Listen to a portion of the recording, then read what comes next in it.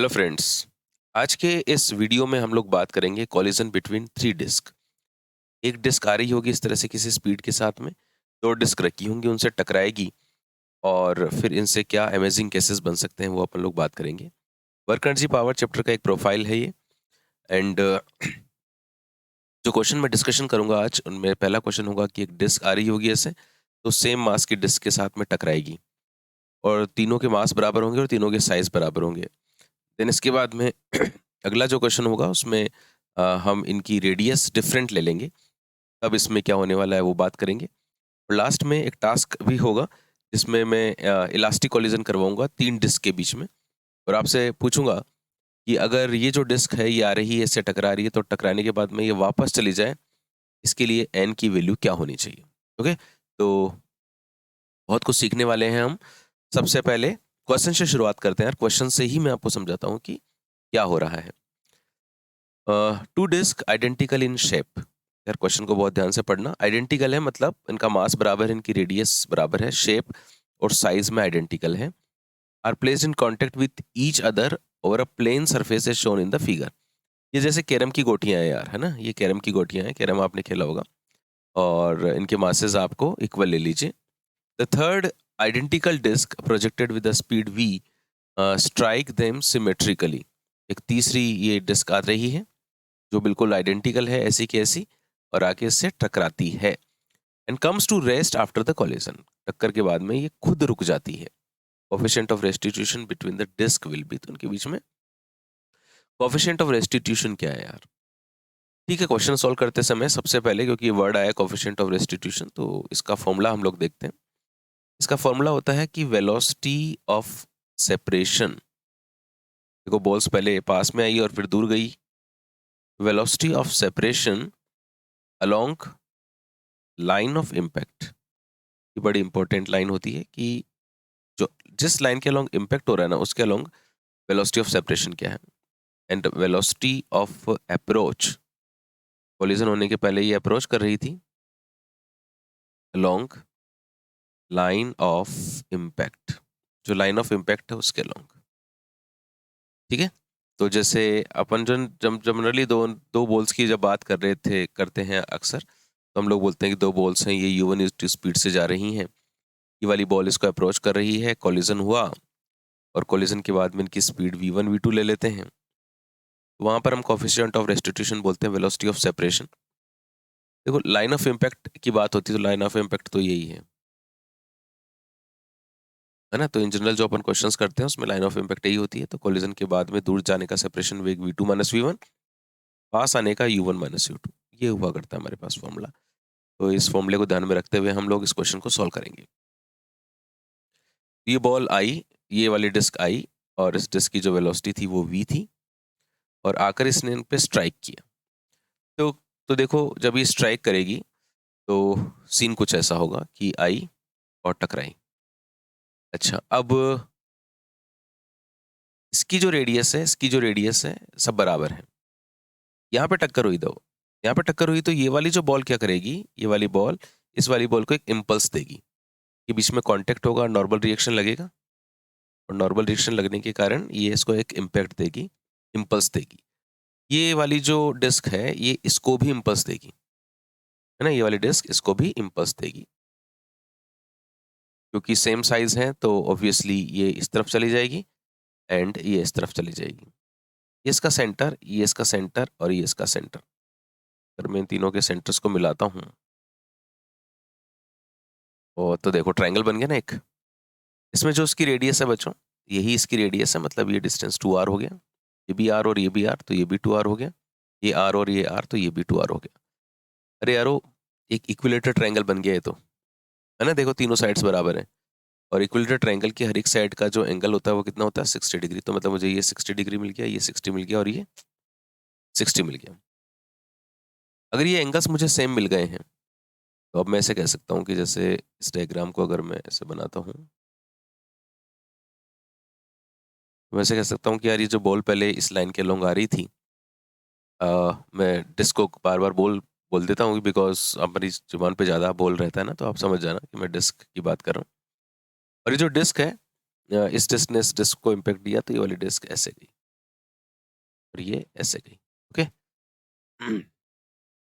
ये मुझे एंगल मिल गया, ये पूरा 60 डिग्री का एंगल है, तो ये 30-30 ये दो एंगल्स में बढ़ जाएगी।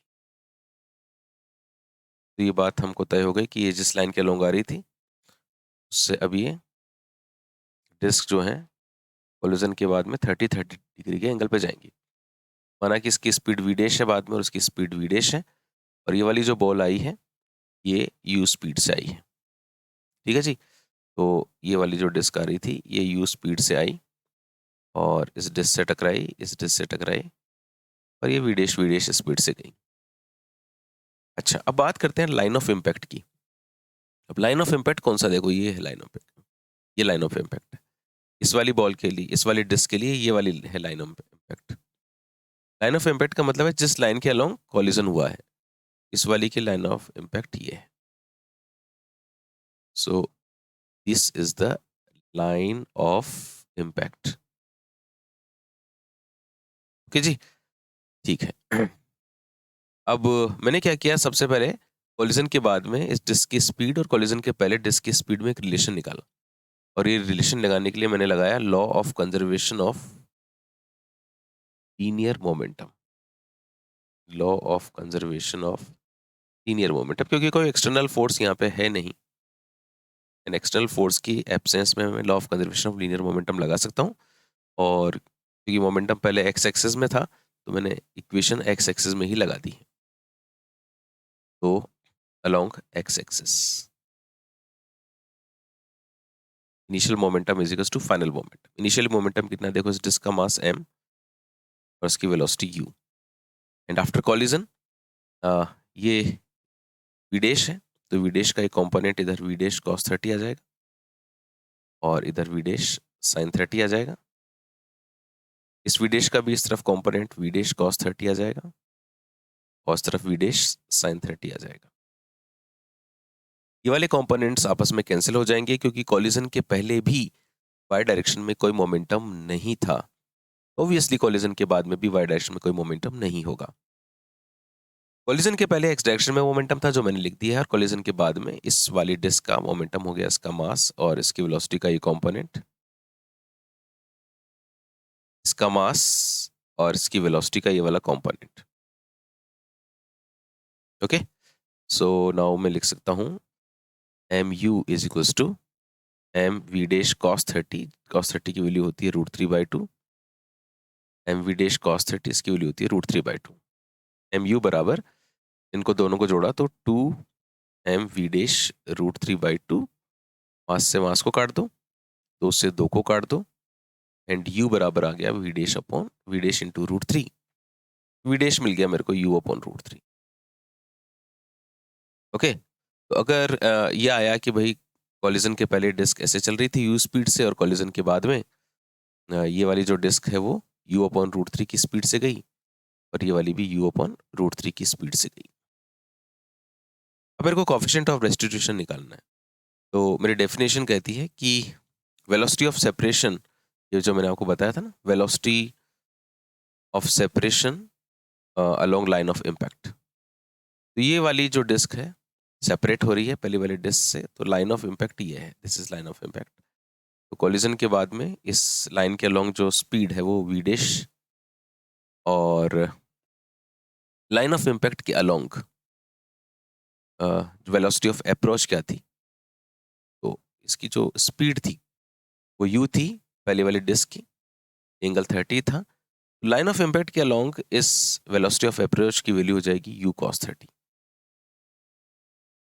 ये u इस इम्पैक्ट लाइन के अलोंग हो जाएगा u cos 30, तो ये मैंने u cos 30 लिख दी। ये बहुत इंपॉर्टेंट स्टेप है जो मैं आपको समझा रहा हूँ ना। विडेश की जो वैल्यू है ये है आपकी u अपॉन √3, एंड cos 30 की वैल्यू होती है √3/2। u से u कट गया, 2 पर चला गया, √3 into √3 3। So coefficient of restitution आया मेरे पास में 2/3। This is the correct answer of this question. तो जो मेरा ऑप्शन बी है वो इसमें करेक्ट हो जाएगा। आई थिंक इस वाले क्वेश्चन की सारी बातें आपको समझ में आई होंगी। कोई भी दिक्कत आ रही है एक बार पेपर और पेन लेकर फिर से इसको कोशिश करो। चलो आपकी सुविधा के लिए मैं एक क्वेश्चन और करवाता हूँ। लेकिन इस क्वेश्चन को एक बार वीडियो पॉज करके आप खुद सॉल्व करना ना, और फिर देखना मैं क्या कर रहा हूँ। Two equal discs are in contact on a table, ये एक डिस्क है और एक ये डिस्क है और ये कॉन्टैक्ट में है। A third disc of the same mass but of double radius strike them symmetrically. यार इसकी जो रेडियस है ना वो भाई डबल है। तब जो भी इसकी रेडियस है, अगर मैं इसको आर मानता हूँ तो इसकी रेडियस 2r है भाई। सिमेट्रिक, लेकिन मास बराबर है, ये खास बात ध्यान रखना ना, मास बराबर दिया हुआ है। And remains and rest after impact, impact के बाद में रेस्ट में आ जाती है। द कोफिशिएंट ऑफ रेस्टिट्यूशन, वही बात भाई, हम लोग क्या करेंगे, कोफिशिएंट ऑफ रेस्टिट्यूशन निकालना है तो velocity of separation along line of impact upon velocity of approach. तो चलो पहले तो देखते हैं यार ये कितने कितने एंगल पे जाएंगी।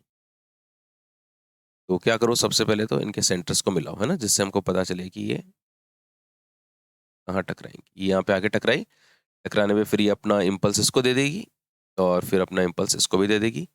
तो ये वाला एंगल निकाल लेता हूँ मैं, ये वाला एंगल सबसे इंपॉर्टेंट ये है। तो देखो ये आर और ये आर, तो ये 2r हो गया, है ना।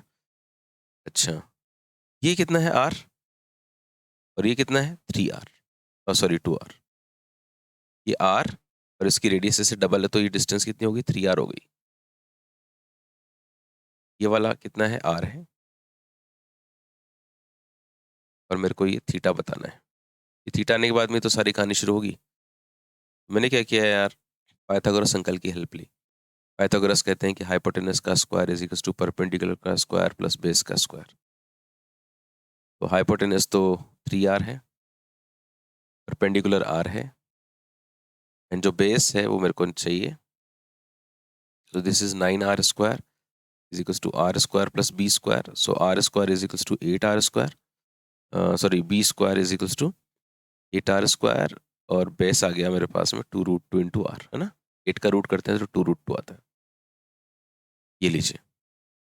अब जब इतनी बात हमारे बीच में हो चुकी है तो हम cos थीटा निकाल लेते हैं।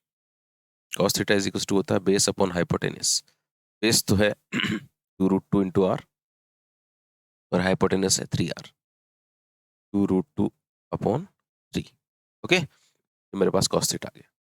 बस अब तो क्या करना है हमको, जैसे ही ये पहले डिस्क आ रही थी, ये दोनों डिस्क यहाँ पे रखी हुई थी, अब टकराया, टकराने के बाद में क्या हुआ, ये जो दोनों डिस्क हैं एक इधर गई और एक इधर गई। ये इनिशियल इम्पैक्ट की डायरेक्शन है, ये थीटा एंगल पे गई और ये भी थीटा एंगल पे गई। इनकी जो वेलोसिटीज़ हैं वो मैंने विदेश विदेश लिख दी हैं, और ये पहले आ रही थी, मास सबके बराबर थे, वेलोसिटीज़ की u थी। तो इस विदेश का कंपोनेंट कर दिया मैंने, law of conservation of linear momentum लगा दिया, जो ये कहता है कि इनिशियल मोमेंटम बराबर फाइनल मोमेंटम, और ये मैंने एक्स एक्सिस के अलोंग लगाया है इधर। कोलिजन के पहले मोमेंटम एम यू, कोलिजन के बाद में इसका मास एम, और वी डैश का एक कंपोनेंट निकाल लिया, वी डैश कॉस थीटा, तो M V dash cos theta plus इसका भी ऐसे कर लिया मैंने, वी डैश कॉस थीटा। पिछली बार वाले क्वेश्चन की तरह ये वाले कंपोनेंट कैंसिल हो जाएंगे, तो मास से मास काट दो यार यहीं पर, यू बराबर 2 वी डैश कॉस थीटा। तो वी डैश की वैल्यू आ गई you upon 2 cos theta. Cos theta वाली मेहनत हम लोग पहले कर चुके हैं, है ना। चलो जी, ये आ गया। अब कोफिशिएंट ऑफ रेस्टिट्यूशन लिखो, velocity of separation upon velocity of approach. देखो यार, जो भी करना है ना वो लाइन ऑफ इम्पैक्ट के अलोंग करना है, ये मैंने आपको बता रखा। ये लाइन ऑफ इम्पैक्ट है, उस लाइन ऑफ इम्पैक्ट के अलोंग सेपरेट हो रहा है ये वी डैश वेलोसिटी से, और जो अप्रोच की वेलोसिटी थी वो यू थी, यू का मैं इधर की तरफ कंपोनेंट निकाल लेता हूँ। यू ऐसे थी, इसका इधर कंपोनेंट निकालूंगा तो यू कॉस थीटा आ जाएगा। This is u cos theta. V dash की वैल्यू है u upon 2 cos theta, this is u cos theta, u से यू कट गया, एंड 1/2 कॉस स्क्वायर थीटा। ठीक है जी। तो 1/2 कॉस स्क्वायर थीटा है ना, तो ये आ गया मेरे पास में e is equal to 1/2 cos square theta. मैंने आपको बताया था ना cos थीटा कितना है? बताओ, याद है? 2√2/3। ये रहो, ये रहा। तो ये मैंने 1/2 cos स्क्वायर थीटा कर दिया। तो जब इसका स्क्वायर करूँगा यारो, तो ये तो 8 हो जाएगा और ये 9 हो जाएगा। 9/16। ओके? देखते हैं ऑप्शंस में है। बिल्कुल है भाई, 9/16। So this is the correct answer of this question. ठीक है? तो चलो देखो, मैं एक बार आपको पूरा पिक्चर बताता हूँ फिर से। देखो, ये बताया था मैंने आपको, यहाँ से क्वेश्चन किया था। फिर मैंने आपको बताया कोएफिशिएंट ऑफ रेस्टिट्यूशन क्या होता है, और लाइन ऑफ इम्पैक्ट का महत्व बताया, एंगल्स निकालने बताए, और law of conservation of linear momentum कैसे लगाना, फिर ये दूसरा एग्जांपल मैंने आपको करवाया। अच्छा, ये आपको समझ में आ गया होगा, मुझे पूरा विश्वास है। एक और क्वेश्चन बहुत प्यारा बनता है इसके ऊपर, जिसमें क्वेश्चन ऐसा है कि it is the question based on elastic collision between 3 disc.